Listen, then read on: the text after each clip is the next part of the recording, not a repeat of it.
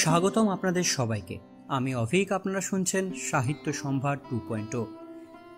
এই চ্যানেলে আমরা আজকে সময়কে পেছনে ফেলে ফিরে যাব এক অনন্য সাহিত্যিক জগতে। আজ আবার আপনাদের কাছে পাঠ করব রবীন্দ্রনাথ ঠাকুরের পত্রাবলী। তিনি শুধু একজন কবি বা লেখকই নন, তিনি ছিলেন এক অতুলনীয় চিন্তাবিদ। আর এই সিরিজে আমরা শোনাচ্ছি তারই লেখা চিঠিগুলো, তার প্রিয়জন, বন্ধু, সহকর্মী ও ভাবনা সঙ্গীদের উদ্দেশ্যে লিখেছিলেন তিনি।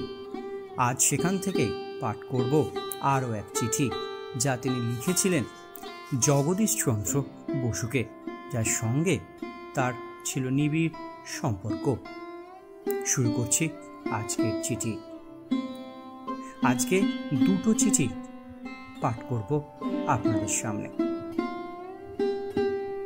চিঠিটি লেখা হয় 26শে মে 1899 সাল।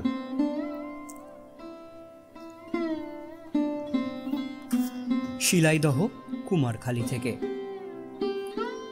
প্রিয় বরেশু, বলেন্দ্রনাথ ও আমার পুত্র রথিন রোগ পরিচর্যার জন্য আমাকে হঠাৎ কলকাতায় আসিতে হয়েছে।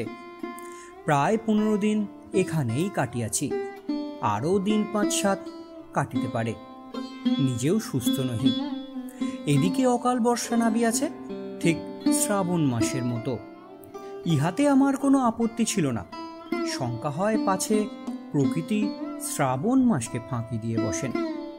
দার্জিলিংয়েও যদি এখানকার অনুরূপ বর্ষার প্রাদুর্ভাব হইয়া থাকে, তবে আপনার সৌভাগ্য আমি ঈর্ষা করি না।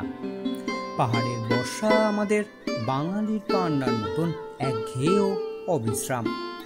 তবু একবার আপনাদের শৈলনীড়ের মধ্যে অকস্মাৎ অবতীর্ণ হইতেই ইচ্ছে হয়, কিন্তু অবকাশ এবং পাখা না থাকায় সে দুরাশা মনে স্থান দিই না।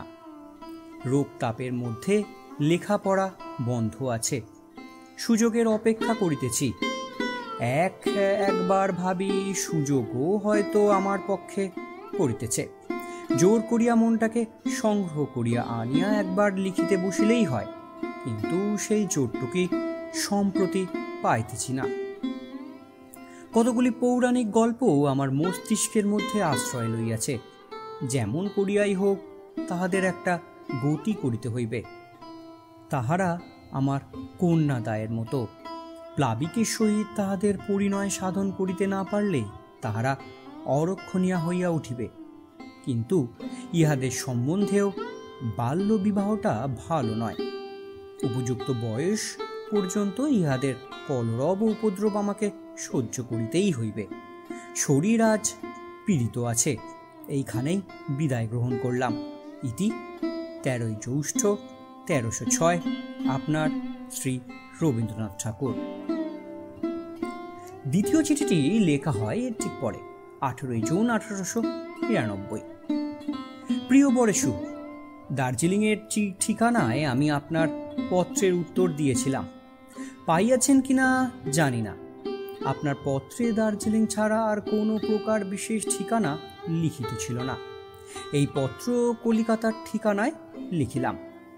যেরূপ প্রবল বর্ষা পড়িয়াছে, এখন বোধ করি নদী নির্ঝর ও সঙ্গে সঙ্গে বহুতর ভূখণ্ড, শিলাখণ্ড, পাহাড় ছাড়িয়া নিচে নামিয়া আসিতেছে। আপনারা কি শিখর দেশেই অটল হইয়া থাকিবেন? যদি নামতেন তো এই পদ্মা নদীর পথটা কি অনুসরণ করিতে পারেন না? এখন আকাশ মেঘে, নদী জলে এবং পৃথিবী শস্যে পরিপূর্ণ। ঘরের বাহির হওয়া শক্ত, কিন্তু জানালা আছে কি করিতে? আপনাদের বাইসাইকেল চলিবার মতো একটা পথ গড়িয়া লওয়া গেছে। আত্মীয়ের পীড়া লইয়া প্রায় 1 মাস কলকাতাতেই ছিলাম। সম্প্রতি ফিরিয়া আসিয়া আপনাদের সেই অর্ধশ্রুত গল্পটিতে হাত দিয়াছি। মাসিক পত্রিকার তাড়া নাই। আপন মনে আস্তে আস্তে লিখি।